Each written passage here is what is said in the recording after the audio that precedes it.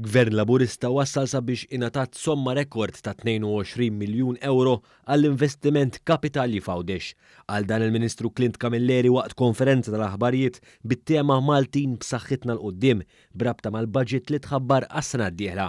Spjega kif din iċ-ċifra flimkien maż-żieda fil-budget rikurrenti għat-total ta' 52 miljun euro tfisser li sena d-dieħla Fawdex ser ikun qed igawdi minn żieda finanzjarja sostanzjali ta' aktar minn 6 miljun euro.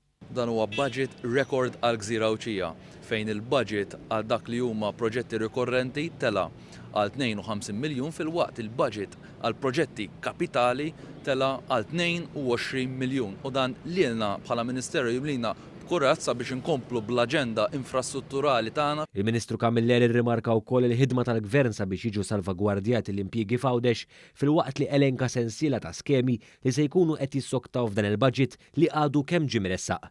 Il-Ministru Camilleri rrimarka li fil-budget 2021 kienu ppreżentati wkoll sensiela ta' miżuri biex titjib il-konnettività bejn Malta u Fawdex. Saħaq il dan il-Gvern huwa impenjat li jwettaq il-proġett tal-mina bejn Malta u Fawdex fil-waqt li qal li issa wasal iż-żmien li jingħażel il-konċessjonarju biex jiddisinja, jibni, jiffinanzja, jopera u juħsib il-mina.